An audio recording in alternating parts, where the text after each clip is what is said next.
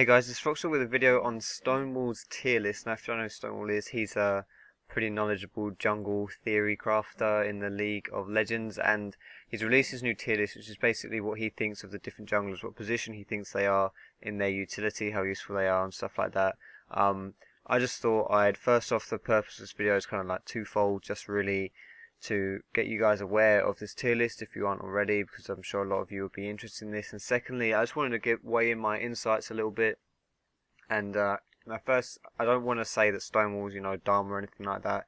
Stonewall's a really wise guy, and this tier list is no exception to his intelligence. And I'm not saying I'm better than him. I'm not saying he's wrong. I'm just going to weigh in my opinions in addition to what he's saying. So first off, looking at his tier 1 are basically like the godlike junglers, and he's got Lee Sin, Olaf, Cho'Gath, Mundo, Amumu, Skarner, Maokai, Nocturne and Shaco. Now I can't really disagree with any of those choices. They're all really strong junglers. Tier 2, now these are like the really good junglers but not the perfect junglers. Trundle, Elise, Jarvan, Hecarim, Malphite, Xin Zhao, Diana, Shen and Riven.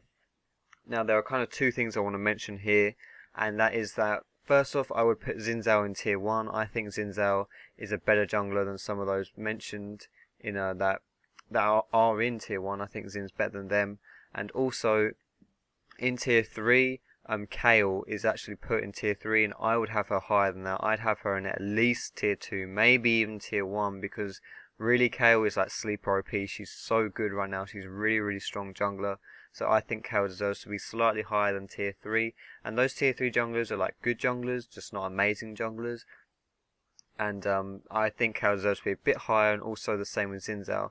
Now apart from that, you can have a look at this yourself, because I'll put the link in the description. But apart from that, I just want to talk about, he goes on to talk a bit about Shaco. And he rates some of his, like, what he's good at, and he rates how good he is at certain things. So his speed he's got as a B+. I'm not going to disagree with a lot of these, but what I do disagree with, he's got his build down as a D, which is basically him saying that Shaco doesn't really have any build options. He says right here, I don't give credit to Shaco for having many builds. I think he only has one build, damage.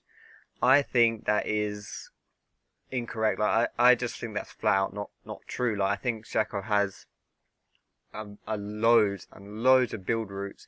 I think he can quite easily be a tanky character. You can build him in so many different ways as well. Like it's not just damage. You can build like attack speed and like static shiv, and then be really good at split pushing. Or you can build things like infinity edge and just go for carry diving.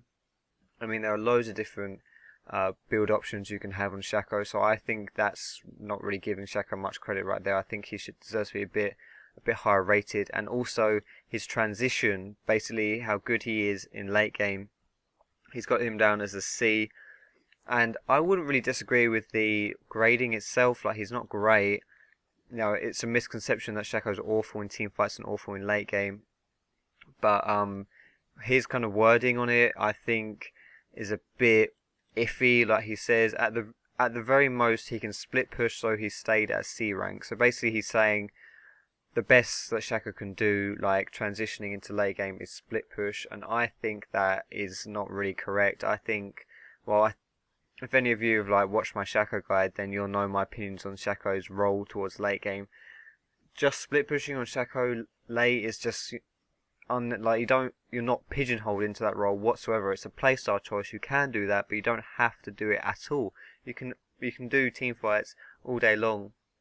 Shaco is not a bad team fighter. It depends how you build him. But then again, I suppose if he doesn't really recognise Shaco as having very many useful builds, I can understand why he wouldn't understand that he can transition really well into team fights as well. Because if you do build tankier and you have like a lot of burst damage as well, then you can be really effective in team fights. But so that's basically all I wanted to say actually for this tier list. Keep this a short video. I'll put the links in the description onto this tier list, so you can have a look at it yourself. Again, I want to reiterate that I'm not calling Stonewall out on anything. He's a really wise guy. He knows what he's talking about, but these are just, this is just my opinion on it. I thought I'd weigh in my views. So yeah, that was just my opinion on it. Thanks for watching, guys, and if you like this video, then just leave me a comment, give me a like or anything like that. Like me on Facebook, guys, and follow me on Twitch, and I'll see you in my next video.